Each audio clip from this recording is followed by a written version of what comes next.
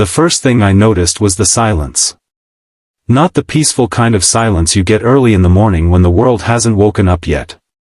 No, this was the heavy kind. The kind that sits in a room like an invisible weight pressing against your chest. The kind that tells you a place has seen too much loneliness. I was kneeling by the broken doorframe, trying to realign a warped hinge, when I felt it. That silence. The house smelled faintly of detergent and something sweet. Maybe cheap strawberry shampoo. A small pair of pink sneakers sat by the wall. A tiny backpack leaned against the couch like it had been dropped there after a long day. And behind me, standing quietly in the kitchen doorway, was the woman who had called me to fix her door. She was watching me in a way that felt cautious, almost like someone observing the ocean from the edge of a cliff, unsure if it was safe to step closer. Her voice came softly, but the question hit harder than the hammer in my hand. Would you ever date a single mom? I froze. The screwdriver slipped slightly in my grip, scraping against the metal hinge with a sharp sound that echoed through the small living room. It wasn't the kind of question you expect while fixing a door. It wasn't the kind of question a stranger asks a man she met 15 minutes ago. And yet, somehow, it didn't feel strange at all. Before we continue, if you believe that kindness and second chances can change someone's life, take a moment to like this video, comment below, share it with someone who needs a little hope today, and subscribe to the channel, The Kindness Chronicles. Stories like this remind us that sometimes the smallest moments can lead to the biggest changes. I didn't answer her question right away. Instead, I tightened the screw slowly, buying myself a few seconds to think because questions like that, they don't come out of nowhere. They come from somewhere deeper. Pain. Experience. Maybe even fear. My name is Daniel, and for most of my life, I fixed things. Not just doors and cabinets and broken pipes, but the quiet disasters people leave behind in their homes. I've seen houses after divorces. After deaths. After families pack their lives into boxes and disappear. Broken homes tell stories if you know how to read them. And this one was whispering something sad. The door I was repairing had clearly been kicked in. Not recently, but hard enough to splinter the frame. Someone had forced their way into this place once. Or maybe out. I had asked about it earlier, casually, the way contractors do. She had just said it happened a long time ago and left it at that. Now she stood there with one hand wrapped around a mug that had long gone cold. Her hair was tied back in a loose bun, and faint shadows sat under her eyes like she hadn't slept properly in years. She wasn't older than 30, but life had clearly asked more from her than most people her age. I stood up slowly and tested the door. It closed smoothly now. The latch clicked with a satisfying sound. Fixed. But the question she had asked hung in the air between us. Would you ever date a single mom? I turned toward her. And in that moment, I noticed something I hadn't before. Behind her leg, peeking shyly around the doorway, was a little girl. Maybe 4 years old. Big brown eyes. Messy curls. She held a stuffed rabbit whose ears had clearly been chewed and loved beyond repair. She looked at me like children look at strangers, half curious, half cautious. The woman noticed my gaze and gently rested her hand on the girl's shoulder. Her name is Lily. The little girl didn't say anything, but she waved the rabbit at me. I waved back. Something warm stirred in my chest. I grew up without a father. So I knew that look in a child's eyes. The quiet search for safety. For someone who might stay. Her mother cleared her throat softly, almost embarrassed by the silence that had followed her question. She said she shouldn't have asked something like that. She tried to laugh it off like it was just a random thought. But the tension in her shoulders said otherwise.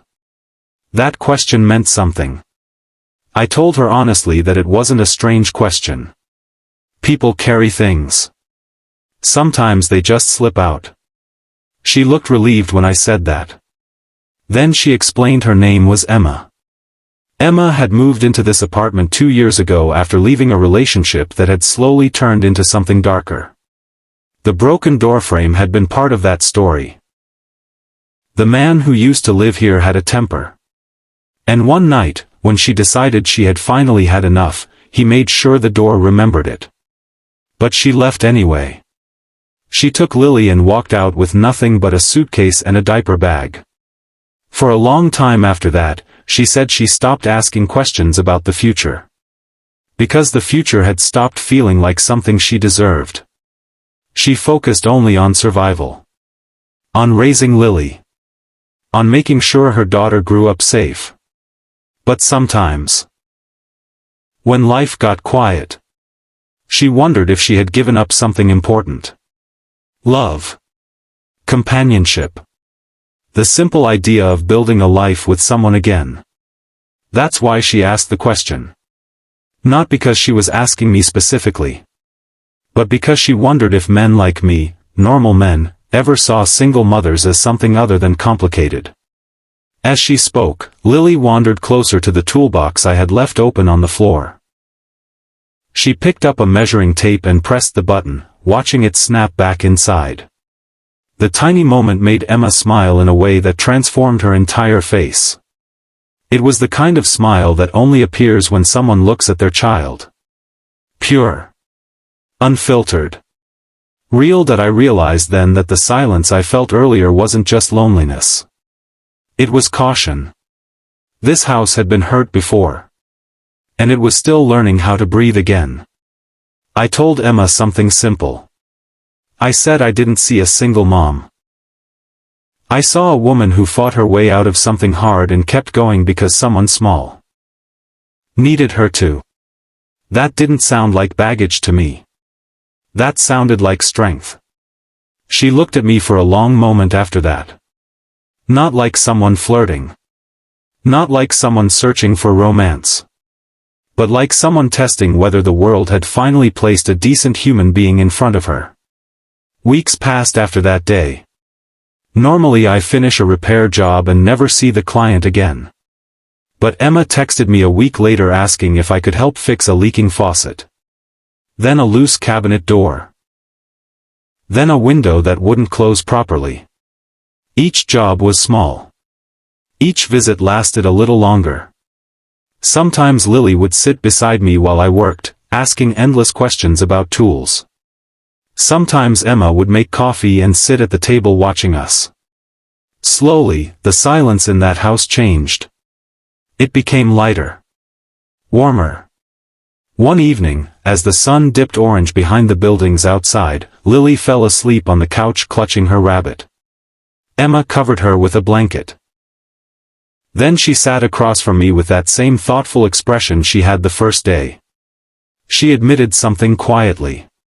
The first time she asked that question, she wasn't just asking about single moms. She was asking if someone like her still had a chance. Not just at dating. But at being seen. At being chosen again.